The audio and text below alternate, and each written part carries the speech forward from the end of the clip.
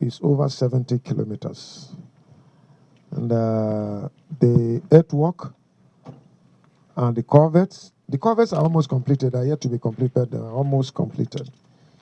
And the intention, now that the rains are subsiding, the contractor promised to start doing surface dressing from Gbajimba towards. We hope that by the middle of next year, this project would have been completed for our people to begin to have access to their various homes throughout the year. And we believe that this road will also provide access to security men who will provide security to our people.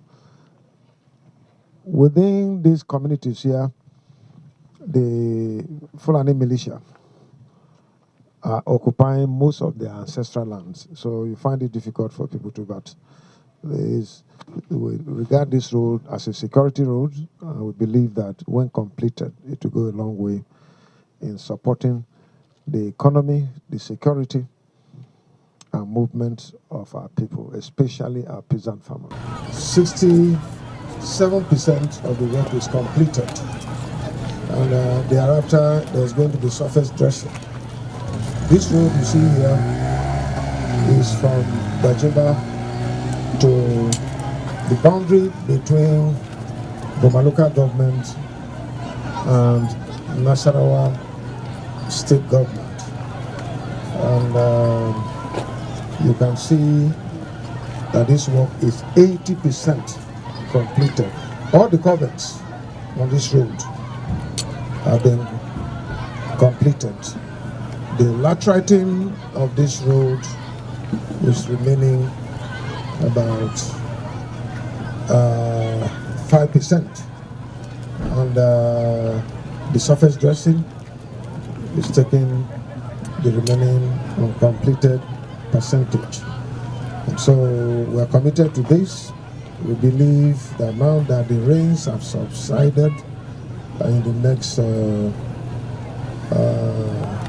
month, this road would have been completed and be ready for commissioning. Altogether, it's about 30 kilometers that is being constructed. This is a major breakthrough because I happen to come from this community, and even the insecurity that has led to many of our people being displaced on their house in IDP countries as a result of non-accessibility, because especially during the rainy season, the security agencies are not able to find access to the attackers of this community. So you can see that the entire community is agog.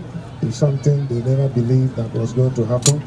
And drastically, the security problems that we used to have here have reduced to its barest minimum. But above all, our people can have access on this road to reach out to other communities. So this is a welcome development. And for us as a government, we continue to impact on the lives of the people by providing road, water, and electricity. As you can see, there are poles already mounted from Gbajimba to, say, Akahana. This is also meant to bring life and support economically and socially to our people in these adjoining communities, so that they will have less to do in urban areas. They can sit in their communities and be happy and conduct their economic and other beneficial activities. Thanks for checking out Symphony on YouTube. Please be sure to subscribe and like our videos for updates.